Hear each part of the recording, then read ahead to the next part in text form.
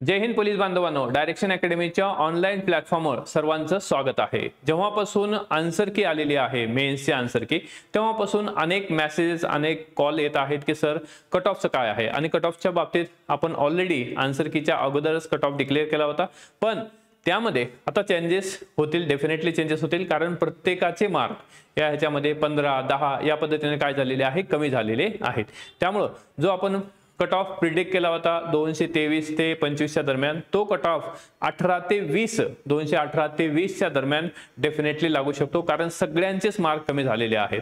आणि यामध्ये की माझ्या अंदाजानुसार ज्यांना की 223 ते 25 या दरम्यान मार्क आहेत, त्यांनी त्याचबरोबर 20 वाल्यांनी सुद्धा फिजिकल करणं गरजेचं आहे। तसं पाहिलं तर या एक्झामचा मेन्सचा कट ऑफ कोणीही सांगू शकत नाही। आपण प्रयत्न केला की अनेकांनी जवळपास 200+ विद्यार्थ्यांनी आपल्याला त्यांचे गुण किंवा मार्क्स पाठवलेले आहेत।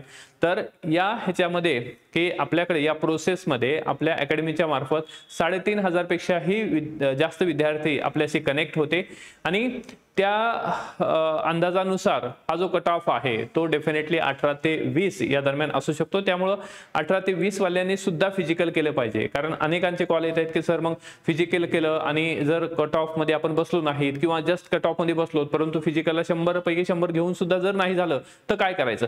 पण आताची कंडिशन अशी आहे की तुमच्याकडे दुसरा पर्याय राहिलेला नाही। आता पेपर झालेला आहे, आपण पेपरच्या बाबतीत काही बोलून आता अर्थ नाही। आता फक्त आपल्याकडे एकच पर्याय उरलेला आहे, तो म्हणजे फिजिकल। फिजिकल मध्ये आपल्याला 100 पैकी 100 100 पैकी 100 म्हणजे 100% तुम्हाला द्यावा लागेल, 100% मार्क आले पाहिजे। मग या ह्याच्यामध्ये जर तुम्ही फिजिकल केलं, समजा ज्याचं मार्क 18 आहेत, 20 आहेत, 25 आहेत, त्याने फिजिकल केलं तर काय त्याचं निगेटिव्ह होणार आहे किंवा काय त्याचं आउटकम आहे। आउटकम काय आहे, ऑलरेडी तुम्ही पोलीस आहात, डिपार्टमेंटमध्ये आहात, तुम्हाला तर फिजिकल फिटनेससाठी काय आहे तर तंदुरुस्त राहणं गरजेचं आहे। तो एक पॉझिटिव्ह वेने घ्या की आपण फिजिकल केलं तर त्याचा या ठिकाणी आपल्याला एक पॉझिटिव्ह वेनं त्याचा रिटर्न मिळणार आहे। आणि जर कट ऑफ खूपच कमी गेला तर त्यासाठी सुद्धा आपण तयार असणार आहोत। त्यामुळे ज्यांची मार्क या ठिकाणी ज्यांचे मार्क 18+ आहे त्या सगळ्यांनी फिजिकल करावं, कारण फिजिकल हे जे आहे हे फिटनेससाठी सुद्धा फायदेशीर असू शकतं। त्यामुळे त्याच्यावर जास्त विचार न करता की यामध्ये तुम्ही या कंडिशन मध्ये आहात की आता पर्याय राहिलेला नाही, आता तुम्हाला फिजिकल करणं हे गरजेचंच आहे। आणि दुसरं की ज्यांना त्यापेक्षाही कमी मार्क आहेत त्यांनी पुढच्या परीक्षेचा अभ्यास करणं सुद्धा गरजेचं आहे, किंवा जे नवीन भरती झालेले आहेत त्यांनी सुद्धा या ठिकाणी 25 असेल 26 चा अभ्यास करणं गरजेचं आहे, कारण हे कॉम्पिटिशन आहे आणि डेफिनेटली जागा येणारच आहेत, ऍड येईल। ओके, पण कधी येईल हे कोणालाही माहित नाही, आणि तुम्हीच पोलीस बांधव आहात ज्यासाठी या परीक्षेसाठी प्रयत्न करत असाल आणि प्रयत्न सुद्धा स्टार्ट झाले असतील, तर आपण होप ठेवू की ही परीक्षा डेफिनेटली लवकर होईल किंवा 2025 मध्ये होईल। जसं गेल्या वर्षीची परीक्षा सप्टेंबर मध्ये झाली होती, त्या पद्धतीने आपण असं गृहीत धरू की अजूम करू की सप्टेंबर ऑक्टोबर मध्ये ही परीक्षा होऊ शकते। त्यामुळे आपण तयार असणं गरजेचे आहे, त्यासाठी पुनश्च हरिओम करणं गरजेचं आहे, रिस्टार्ट करणं गरजेचं आहे ज्यांना कमी मार्क होते। त्यामुळे प्रिलियम पासून सुरुवात करा, कारण रिसेंटली तुम्ही ज्यांनी मेन्स केली होती त्यांनी आता प्रिलियम पासून सुरुवात करा, किंवा जे मेन्सला आले नाहीत त्यांनी प्री त्याचबरोबर मेन्सचा अभ्यास करणं गरजेचं आहे। आपण कधीही तयार असणं गरजेचं आहे। आणि आता इथं आपल्याकडे ड्युटी प्लस काय आहे, अभ्यास आहे, म्हणजे जेवढा वेळ आपल्याला मिळेल, जेवढे काही 2-4 घंटे आपल्याला मिळणार आहेत तेवढे तुम्ही या ठिकाणी चांगल्या पद्धतीने युटिलाइज करा, कारण तुमचं जे ड्रीम आहे अजून या ठिकाणी जे मागे राहिले त्यांचा अजून ड्रीम या ठिकाणी काय आहे, अलाइव्ह ठेवा किंवा जिवंत ठेवा। जोपर्यंत आपण PSI होत नाही तोपर्यंत प्रयत्न करणं हे गरजेचंच आहे। आणि जे या कट ऑफ लाईनच्या पुढे आहेत त्यांनी या ठिकाणी फिजिकल करा, चांगल्या पद्धतीने फिजिकल करा, डेफिनेटली कट ऑफ खूप लो जाणार आहे। ओके, सगळ्यांना फिजिकल साठी शुभेच्छा। आणि जे नवीन आहेत किंवा या ठिकाणी जे प्रिलियमला किंवा कमी मार्क पडल्यामुळे बाजूला राहिले किंवा मेन्सला खूपच कमी पडले, त्यांनी आता रिस्टार्ट करणं गरजेचं आहे। आणि बाकीच्या गोष्टींचा विचार न करता की आयोगाने काय दिलं किंवा सेकंड आन्सर केला काय होईल याचा विचार न करता आपण या ठिकाणी हे काम करणं गरजेचं आहे। आणि यामध्ये की सुरुवात करत असताना आता आपल्याला पुनश्च हरिओम करायचं आहे, रिस्टार्ट करता आहे, पॉझिटिव्ह वेनं रिस्टार्ट करणं गरजेचं आहे।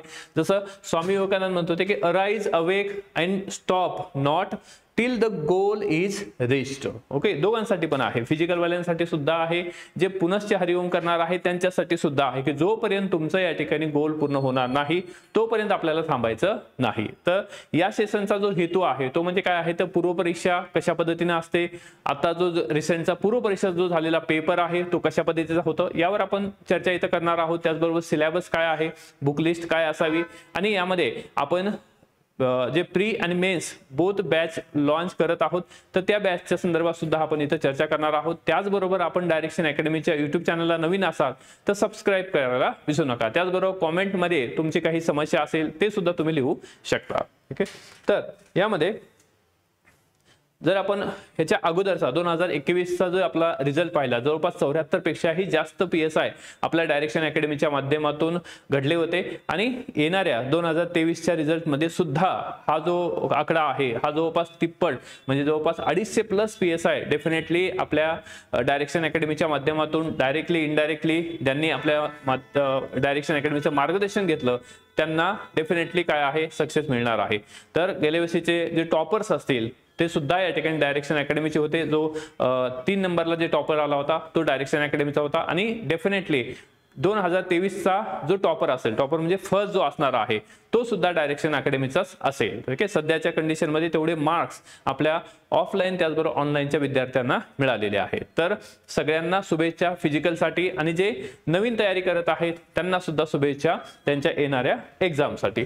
मग आपण जर डिपार्टमेंटच्या प्रीचा जर विचार केला, पूर्वपरीक्षेचा विचार केला, तो पूर्वपरीक्षेचा जो सिलेबस आहे तो काही बदलणार नाही. मेन्सचा सिलेबस डेफिनेटली बदल, परंतु त्यामध्ये बदल सुद्धा काय होणार आहे, जे नवीन आलेले कायदे आहेत तेच फक्त तुम्हाला दिले जातील, त्याचे पर्टिक्युलर कलम दिले जातील. तर बाकीचा जो सिलेबस आहे तो ॲज इट इज असणार आहे. त्यामुळं आणि तुमच्याकडे टाइम सुद्धा काय आहे, तुमच्या ड्युटीमधून जो टाइम मिळतो त्या टाइमाचं तुम्हाला युटिलायझेशन करायचं आहे, चांगल्या पद्धतीने त्याचा आपल्याला यूज करायचा आहे.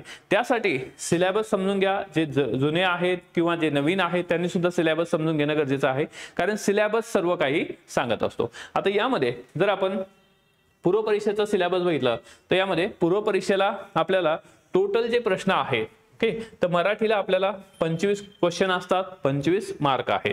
त्यानंतर इंग्रजी आहे जे 25 क्वेश्चन 25 मार्क, आणि यामध्ये जे सामान्य अध्ययन आहे आपल्याला, ओके, सामान्य अध्ययन आहे जे 50 क्वेश्चन या ठिकाणी असणार आहेत. तर अशा प्रकारे टोटल 100 मार्काची ही परीक्षा आहे. गेल्या वर्षी 36.50 ला कट ऑफ लागला होता, आणि इव्हन आपण कट ऑफ सुद्धा प्रिडिक्ट केला होता, आणि हा कट ऑफ या ठिकाणी खूप लो होता. त्यामुळं ह्याच्यामध्ये आपण की अभ्यास करत असताना सर्व बाबींना धरून अभ्यास करणं गरजेचं आहे, आणि थोडं कन्सेप्च्युअल अभ्यास करा, कारण ही परीक्षा कंबाईनची म्हणजे ही परीक्षा या ठिकाणी कंबाईन लेवलला गेलेली आहे, कारण तुम्ही PSI होणार आहात आणि ही परीक्षा MPSC घेत आहे. त्यामुळे 2017 प्रमाणे हा पेपर नव्हता आणि नसेल सुद्धा. ओके, 21चा पण नव्हता, त्यानंतर 23चा सुद्धा नव्हता. त्यामुळे तुम्ही 21-23चा पेपर पाहणं हे गरजेचं आहे. ठीक आहे, त्यामध्ये आपण अभ्यासक्रमाचं डिस्कशन करूया. ह्याच्यामध्ये मराठी, आता याच्यामध्ये आपण सोर्सेस बी काय वापरायचे आहेत ते सुद्धा या व्हिडिओमध्ये आपण पाहणार आहोत. तर व्हिडिओ शेवटपर्यंत पहा, यामध्ये तुमचं क्लिअर इन्फॉर्मेशन मिळेल की प्रिलियमसाठी किती आपल्याला अभ्यास करावा लागतो, आयोगाने नेमकं काय दिलेलं आहे. तर यामध्ये मराठीच्या बाबतीत आपल्याला सर्वसामान्य शब्दसंग्रह आहे, वाक्यरचना आहे, व्याकरण, म्हणी, वाक्यप्रकार यांचा अर्थ व उपयोग, तसेच ह्याच्यामध्ये या उतार्यावरील प्रश्न सुद्धा असतात. आता हे जे प्रश्न आहेत हे किती असणार आहेत, 25 क्वेश्चन आपल्याला या ठिकाणी असतात. तर ह्याच्यामध्ये व्होकॅब्युलरीचे साधारण 8 ते 9 क्वेश्चन असतात, 5 क्वेश्चन तर काय आहे तर तुमच्या उतार्यावर असतात. ठीक आहे, आता यामध्ये या 25 पैकी ऍटलिस्ट आपल्याला 17-18 पर्यंत किंवा 20 म्हणजे खूपच मार्क झाले, 15-16 किंवा ज्याला या ठिकाणी 10 मार्क आहेत, 8 मार्क आहेत, असे सुद्धा मुलं या ठिकाणी त्यांचा स्कोर चांगला आलेला होता किंवा त्यांना चांगले मार्क्स होते. त्यामध्ये 25 आहेत. त्यानंतर आता हे मराठीच्या बाबतीमध्ये 25 जे क्वेश्चन आहेत 25 पैकी 25 येणं गरजेचे आहेत. आपण इंग्लिशच्या बाबतीत बोलू, तर यामध्ये 25 पैकी 25 येतात, म्हणजे याच्यामध्ये 23-24 तर डेफिनेटली येतात. 1-2 क्वेश्चन जे आहेत मराठीच्या बाबतीमध्ये खूपच या ठिकाणी डीप लेवलला घेतात किंवा ते आउट ऑफ दी जो सिलेबस म्हणण्यापेक्षा आउट ऑफ दी बुक असतात. तर हे मराठीच्या बाबतीमध्ये झालं. इंग्लिशच्या बाबतीमध्ये जनरल व्होकॅब्युलरी आहे, सेंटेन्स आहे, स्ट्रक्चर, ग्रामर, इडियम्स आहेत, फ्रेजेस आहेत, अँड या ठिकाणी काय असणार आहे, कॉम्प्रिहेन्शन असणार असणार आहे। तर यामध्ये आपण विशेषतः इंग्लिशच्या बाबतीत जर पाहिलं, मराठीमध्ये तर आपल्याला 25 पैकी 25 यायलाच पाहिजे, ओके, ऍटलीस्ट 24 तरी यायला पाहिजे, परंतु इंग्लिशच्या बाबतीत जर पाहिलं आपण तर यामध्ये इंग्लिशमध्ये 24 पैकी ऍटलीस्ट 17-18 मार्क जरी आले किंवा 10 जरी आले तरी सुद्धा या ठिकाणी ही परीक्षा आपण प्रिलियम डेफिनेटली क्रॉस करतो। तर मराठीच्या बाबतीमध्ये पैकीच्या पैकी येणं गरजेचे आहे, त्यामुळे तेवढा अभ्यास आपण करायला पाहिजे। त्यानंतर इंग्लिशच्या बाबतीत सुद्धा या ठिकाणी ऍटलीस्ट 17-18 मार्क आले पाहिजे। जर 20 आले 22 आले तर सर्वोत्तम आहे, किंवा 10 आले तरी सुद्धा या ठिकाणी ही परीक्षा आपल्याला क्रॉस करता येते। आणि आपलं 100 पैकी टार्गेट जे आहे तर हे टार्गेट साधारण 55 ते 60 मार्काचं टार्गेट आपलं असलं पाहिजे, की आपल्याला 55 ते 60 मार्क कसे येतील। ठीक आहे, तर हे झालं मराठी आणि इंग्रजीच्या बाबतीत। त्यानंतर आपल्याला सामान्य अध्ययनाचे 50 क्वेश्चन आहे। आता यामध्ये सामान्य अध्ययन जनरल स्टडीच्या बाबतीत जर आपण विचार केला तर जनरल स्टडीज मध्ये आपल्याला आधुनिक भारताचा इतिहास आहे, ओके, आधुनिक भारताचा इतिहास आहे ज्याचे 10 क्वेश्चन असतात। आणि हा जो इतिहास आहे 1857 पासून ते 1947 पर्यंतचा इतिहास आहे। तर यामध्ये की खूप मोठा स्कोप आयोगाला आहे, कारण हा जो इतिहास आहे याचा जो सिलेबस आपण पाहिला तो खूप वास्ट सिलेबस इथं आपल्याला दिसतो, त्यावर आयोग आपल्याला 10 क्वेश्चन विचारतं। त्यानंतर महाराष्ट्राचा भूगोल, ओके, भारताचा विशेषतः महाराष्ट्राचा भूगोल याच्यावर सुद्धा 10 क्वेश्चन असतात, आणि 1 किंवा 2 क्वेश्चन हे इंडियन जिओग्राफी भारताचा भूगोलावर असतात, एखादा क्वेश्चन या ठिकाणी वर्ल्ड जिओग्राफीवर असतो, असे टोटल 10 क्वेश्चन या ठिकाणी असतात। त्यानंतर इंडियन इकॉनॉमी, भारतीय अर्थव्यवस्था, आता हा जो भाग आहे हा स्पेसिफिक आपल्याला दिलेला आहे। बऱ्याच जणांनी काय होतं की गेल्या वर्षी की खूप सगळं पुस्तकच वाचून काढलं, ओके, एक्झाम्पल मध्ये कोळंबे सरांचं, आणि त्यामध्ये जो काय आपल्याला सिलेबस आहे तो सिलेबसच त्यांनी पाहिला नाही, किंवा ज्याच्यावर फोकस करायला पाहिजे होतं तेव्हा फोकसच केला नाही। आणि आपण जी बॅच घेतली होती त्या बॅचच्या माध्यमातून 10 पैकी 10 क्वेश्चन किंवा 10 पैकी 10 मार्क मुलांना आलेले आहे। म्हणजे या ह्याच्यामध्ये आपण बॅचच्या माध्यमातून काय करतो, जेवढा सिलेबस आहे तेवढाच या ठिकाणी घेण्याचा प्रयत्न करतो। त्याचबरोबर तुम्हाला डिटेलमध्ये नोट्स सुद्धा दिल्या जातात, आणि नोट्स पण काही खूप अशा बल्की नोट्स नसतात, जेवढ्या महत्त्वाच्या आहे जे इम्पॉर्टंट आहे तेवढ्याच तुम्हाला नोट्स दिल्या जातील। तर इकॉनॉमी जे आहे आपल्याला LPG धोरण आणि त्याचा या ठिकाणी विशेष संदर्भ आपल्याला विचारला जातो, याच्यासाठी सुद्धा 10 मार्क आपल्याला 10 क्वेश्चन असतात 10 मार्कासाठी। त्यानंतर ग्राम प्रशासन आहे, हे सुद्धा या ठिकाणी काय आहे तर आपल्याला 10 मार्कासाठी हे ग्राम प्रशासन असणार आहे, ओके, 5 मार्क म्हणजे ग्राम प्रशासन आहे, ओके। त्यानंतर महाराष्ट्रातील जे समाज सुधारक आहेत हे 5 मार्कासाठी आहे। त्यानंतर शेजारील राष्ट्राचे संबंध किती आहेत 5 मार्कासाठी आहेत, आणि चालू घडामोडी किती आहेत 5।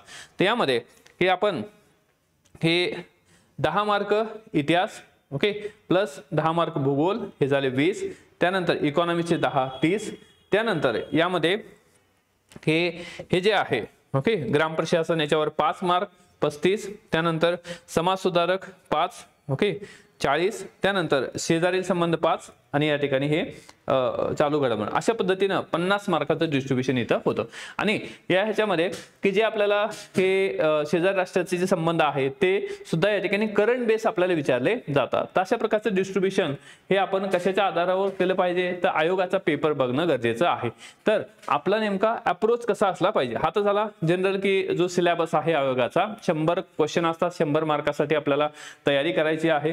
आणि यामध्ये ही तयारी करत असताना यामध्ये ही तयारी करत असताना आपल्याला हे जो अप्रोच ठेवणं गरजेचं आहे तो कोणता अप्रोच ठेवायचा आहे तर MPSCचा जो प्रिव्हियस इयरचे क्वेश्चन आहेत PYQs आहेत, ओके, त्यामध्ये सुद्धा आता रिसेंटली झालेला 23चा पेपर असेल किंवा 21चा पेपर असेल, हा पेपर तुम्ही डिटेलमध्ये पाहणं गरजेचं आहे। जस्ट लुक आउट की एकदा जसं सहज तो पेपर पहा, आणि त्या पेपरवरून आपल्याला अंदाज येतो की पेपरची लँग्वेज काय असते, भाषा काय असते, त्याचबरोबर पेपरमध्ये नेमकं काय विचारलेलं आहे, आणि पेपरला धरूनच काय आहे तर आपला सिलेबस आपण पाठ करायचा किंवा पाहायचा।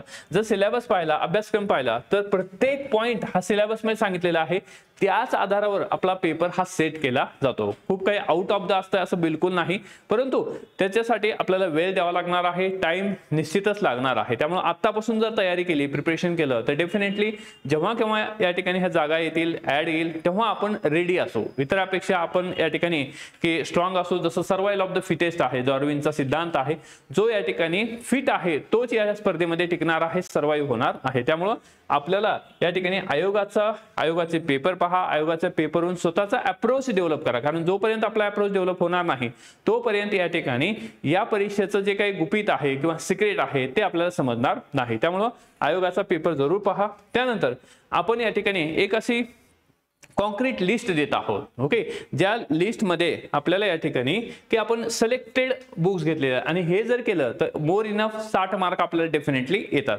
जसं एक्झाम्पल मध्ये मराठी आहे, मराठीसाठी मोरा वळंबेच वाचायचं आहे. सो कॉल्ड कोणाचंही पुस्तक वाचायची गरज नाही, मोरा वळंबेचं पुस्तक वाचायचं. ओके, त्यानंतर मोरा वळंबेचं काय आहे, शब्दसंग्रह आहे तो, आणि या ठिकाणी लोकसेवा पब्लिकेशन यांचं या ठिकाणी पुस्तक आहे मराठीचं. ओके, तर PYQचं जे पुस्तक आहे किंवा कुठलंही जे तुमच्याकडे पुस्तक असेल अवेलेबल ते तुम्ही वाचू शकता. म्हणजे इथं फक्त एकच सोर्स आहे, तो म्हणजे मोरा वळंबे. एक तर ओरिजिनल ग्रामरचं पुस्तक हे मोरा वळंबेचंच आहे. ओके, कुठलंही XYZ चे घ्यायची गरज पडत नाही, कारण जे काही आयोग विचारतं हे सगळं A to Z ह्याच्यामध्ये असतं. आणि एक प्रश्न असा असतो की तो कुठल्याच पुस्तकात आपल्याला सापडत नाही. त्यामुळे आपल्याला मराठीमध्ये आपलं टार्गेट की 25 पैकी आपल्याला ऍटलीस्ट 24 तर आलेच पाहिजे, परंतु 25 पैकी 25 पाहिजे असेल थोडा एरिया आपला वॉच करावा लागतो. परंतु यामध्ये हे इनफ आहे, मोर इनफ आहे. आणि आयोगाचे प्रश्न बघायचे, त्याचबरोबर अभ्यास करत असताना चॅप्टर झाला किंवा चॅप्टरच्या अगोदर आयोगाचे आलेले प्रश्न बघायचे, चॅप्टर करायचा, परत प्रश्न सोडवायचे. अशी जर प्रॅक्टिस केली तर it's a very easy task. त्यानंतर इंग्रजी आहे, यासाठी MJ शेख सरांचं पुस्तक खूप चांगल्या पद्धतीने लिहिलेलं आहे आणि त्याच्या शेवटच्या पेजेसमध्ये, शेवटच्या भागामध्ये काय आहे, व्होकॅब्युलरी सुद्धा दिलेली आहे. त्यामुळे व्होकॅब्युलरी साठी सुद्धा कुठलंही नवीन पुस्तक घ्यायचं गरज नाही. तसं पाहिलं तर व्होकॅब्युलरी हा जो पार्ट आहे ना, आयोग जो विचारतो तो डेली युजेस मध्ये जे काही व्होकॅब्युलरी आहे किंवा शब्दसंग्रह असतो किंवा न्यूजपेपरमध्ये जर एखादा शब्द आला किंवा जे डेली न्यूजपेपरमध्ये शब्द येतात तेच शब्द या ठिकाणी आयोग आपल्याला विचारत असतो. तर त्यासाठी सफिशियंट आहे MJ शेखचं पुस्तक. ओके, त्यामध्ये सगळं डिटेल दिलेलं आहे. त्याचबरोबर मग आयोगाचे आलेले PYQ. ओके, याचं सुद्धा पुस्तक या ठिकाणी दोन्हीचे पुस्तक एक आहे लोकसेवा पब्लिकेशनचं, ते तुम्ही घेऊ शकता. त्यानंतर इकॉनॉमिक्सच्या बाबतीमध्ये पूर्णपणे डायरेक्शन अकॅडमी जे काही मी तुम्हाला नोट्स देतो, जे काही या ठिकाणी ऑथेंटिक सोर्स आहे, टीचिंग आहे, इट्स मोर इनफ 10 पैकी 10 घेण्यासाठी. फक्त रेफरन्स म्हणून तुम्ही कोळंबे सरांचं पुस्तक घेऊ शकता. त्यामधले सुद्धा सिलेक्टिव्ह टॉपिक्स आपल्याला करायचे आहे, सर्व इकॉनॉमिक्स करायची गरज नाही. त्यानंतर आपल्याला भूगोलाच्या बाबतीमध्ये हे महाराष्ट्राचा जो भूगोल आहे 9वीला जुनं 9वीचं पुस्तक आहे. त्याचबरोबर या ठिकाणी जो 10वीचं पुस्तक आहे, भारताच्या बाबतीमध्ये 10वीचं पुस्तक आहे. तर हे जे दोन बुक्स आहेत हे इनफ आहेत. त्याचबरोबर याच्या सोबत या ठिकाणी आपण काय आहे की सौदी जे आहे, महाराष्ट्राचं सौदी, ओके, विशेषतः महाराष्ट्राचं सौदी हे घ्यायचं आहे. आणि सौदीचंच काय आहे या ठिकाणी पुस्तक आणि सौदीचाच महाराष्ट्राचा ॲटलास आपल्याकडे असला पाहिजे, कलरफुल ॲटलास आहे. तर हा सोर्स मोर इनफ आहे, याच्या बाहेरचं काही येत नाही. त्यानंतर इतिहासाच्या बाबतीमध्ये आहे 8वीचा इतिहास आणि 11वीचा इतिहास, हे दोन्हीही पुस्तकं जे आहेत ओल्ड आहेत, जुने पुस्तक आहे. आणि दुसरं आपल्याला मॉडर्न हिस्ट्री आहे, आधुनिक भारताचा इतिहास, समाधान महाजन सरांचं पुस्तक आहे, खूप चांगल्या पद्धतीने त्याने लिहिलेलं आहे, ते पुस्तक इनफ आहे. ओके, त्यानंतर समाज सुधारकासाठी SS गाठाळ यांचं पुस्तक आहे. राज्य प्रशासनासाठी काय आहे, कोळंबे सरांचं पॉलिटीचं पुस्तक आहे. त्याचबरोबर आपल्या नोट्स आहेत. त्यानंतर पंचायत राजसाठी आपल्या नोट्स ह्या इनफ आहेत. ओके, तरी सुद्धा रेफरन्स म्हणून किशोर लवटे सरांचं पुस्तक तुम्ही घेऊ शकता. त्यानंतर परराष्ट्र धोरण आपल्या डायरेक्शनच्या नोट्स इनफ आहेत, कारण ह्याला आपण पूर्णपणे अपडेट करत असतो त्या वेळेस. ओके, त्यामुळं आणि के सागरचं एक रेफरन्स म्हणून तुम्ही घेऊ शकता. चालू घडामोडीसाठी परिक्रमा मॅगझिन वाचत राहा किंवा एक पूर्ण परिक्रमाचं काय येत असतं की इयर बुक सुद्धा येत असतं, ते त्यावेळेस इनफ असेल. आणि 21,000 जो काही प्रश्नसंच आहे लोकसेवा प्रकाशनचा किंवा कुठल्याही प्रकाशनचा असेल, ज्याच्यामध्ये फक्त आयोगाचे क्वेश्चन आहेत, विश्लेषण नाही, फक्त आपल्याला क्वेश्चनची गरज आहे आयोगाच्या. कारण आयोगाचे क्वेश्चन बऱ्याच वेळेस रिफ्लेक्ट होत असतात, ॲज इट इज रिफ्लेक्ट होत असतात. त्यामुळं मित्रांनो तुमच्याकडे तो क्वेश्चन सेट असणं गरजेचं आहे, त्यात विश्लेषण नाही, फक्त क्वेश्चन सेट महत्वाचे आहेत. तर अशा प्रकारची ही ऑथेंटिक अशी रेफरन्स बुक आहे, ही सफिशियंट आहे. ओके, प्रिलियम पास करण्यासाठी मोर इनफ आहे. आणि मेन्सच्या बाबतीमध्ये आपण या ह्याच्यामध्ये जी मेन्सची बॅच आहे ती सुद्धा सोबतच लॉन्च करत आहोत. प्री आणि मेन्स दोन्हीही बॅच आपल्याला अवेलेबल आहे. तुम्ही डायरेक्शन अकॅडमीचं ॲप डाउनलोड करा, त्यामध्ये तुम्हाला इन्फॉर्मेशन मिळून जाईल. त्याचबरोबर अशा पद्धतीनं टाइम टेबल सुद्धा आपण दिलेला असतो, परंतु हा जो टाइम टेबल आहे हा पूर्ण दिवसाचा आहे. तर याच्यासाठी म्हणजे डेली जे आपले शेड्यूल असतं, UPSC वाले, राज्यसेवाले किंवा कंबाईनचे मुलं आहेत त्यांच्यासाठी आपण हा टाइम टेबल देत असतो. तसा सुद्धा टाइम टेबल तुम्हाला दिला जाईल, परंतु तुमच्या टाईमनुसार तो तुम्हाला यूज करायचा आहे. त्यानंतर या ह्याच्यासाठी आपली जी बॅच आहे ती लॉन्च झालेली आहे डिपार्टमेंटल 25 साठी. तुम्हाला रिस्टार्ट करणं हे गरजेचं आहे. यासाठी आपण इमिडिएट ही बॅच स्टार्ट केलेली आहे. यामध्ये मागचे झालेले रेकॉर्डेड लेक्चर आहे, त्याबरोबर लाईव्ह लेक्चर सुद्धा या ठिकाणी ह्याच्यावर डेली येत जातील. थोड्या टप्प्यानं आपण हे अपडेट करत जाऊ आणि ह्याच्यामध्ये ज्यांना लवकर फास्ट बघायचे आहे त्यांच्यासाठी सर्व लेक्चर सुद्धा अवेलेबल आहे. त्याचबरोबर ह्याच्यामध्ये तुम्हाला नोट्स मिळतील, सर्व विषय शिकवले जातील, प्री आणि मेन्स दोन्हीचे विषय असतील ते, किंवा त्याचबरोबर PDF नोट्स असतील, त्याचबरोबर प्रत्येक टॉपिकवर टेस्ट असेल, त्याचबरोबर टेस्ट सिरीज जी आहे सगळ्यात फेमस महाराष्ट्रातील आपली जी टेस्ट सिरीज आहे ती सुद्धा या ठिकाणी प्रिलिमसाठी मोफत दिली जाईल, प्रिलिमच्या बॅचसाठी. त्यानंतर आपल्याकडं याच्यामध्ये पर्टिक्युलरली प्रिलियमसाठी पूर्व परीक्षेसाठी सुद्धा बॅच अवेलेबल आहे. ते आपल्या डायरेक्शन अकॅडमीच्या ॲपवर आहे. अगदी माफक शुल्क या ठिकाणी आहे 4,999 रुपये आणि life time. Okay, life time आपण याची व्हॅलिडिटी ठेवलेली आहे. जोपर्यंत एक्झाम होणार नाही तोपर्यंत ह्याची व्हॅलिडिटी दिली जाईल आणि ही बॅच पूर्णपणे अपडेटेड स्वरूपात तुम्हाला मिळतील. अपडेटेड नोट्स मिळतील, इकॉनॉमिक्सचे नोट्स मिळतील, त्याचबरोबर सर्वच्या सर्व अपडेटेड मिळतील. आणि या बॅचच्या व्यतिरिक्त तुम्हाला काहीही करायची गरज पडणार नाही, कारण गेल्या वर्षीचा जो काही आपला अनुभव आहे मागच्या, तसं पाहिलं तर या स्पर्धा परीक्षा क्षेत्रामध्ये 10 वर्षाचा अनुभव आहे आणि तुमच्या ह्याच्यासाठी या ठिकाणी मागच्या 3 वर्षापासून 3 ते 4 वर्षापासून म्हणजे 21 पासून 21च्या परीक्षेसाठी जे आपण मटेरियल तयार केलं तेव्हापासून आपण या परीक्षेमध्ये खूप जीव ओतून काम केलेलं आहे. त्यामुळे ह्याच्यातला या ठिकाणी ईच अँड एव्हरी कॉर्नर आपल्याला याच्यामध्ये माहीत आहे. तर डेफिनेटली कशा पद्धतीने आपल्याला कमी मेहनतीमध्ये सुद्धा ह्याच्यामध्ये पास करता येतं किंवा पास होता येतं याच्यावर सुद्धा आपण फोकस करत आहोत. तर या सगळ्यासाठी तुम्हाला डायरेक्शन अकॅडमीचं ॲप डाउनलोड करायचं आहे. त्यावर संपूर्ण माहिती आहे.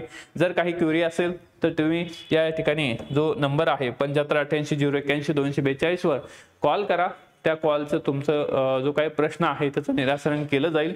तर आणि सगळ्यांना ऑल दी बेस्ट. जे फिजिकल करत आहे त्यांनी बिंदास फिजिकल करा. फिजिकल केल्यानं आपल्याला या ठिकाणी पॉझिटिव्हच एनर्जी मिळणार आहे, त्यामधून काही आपल्याला लॉस होणार नाही. आणि जे नवीन सुरुवात करत आहेत किंवा ज्यांना कमी मार्क पडले त्यांनी सुद्धा रिस्टार्ट करणं गरजेचं आहे. सगळ्यांना डायरेक्शन अकॅडमी मार्फत सगळ्यांना शुभेच्छा.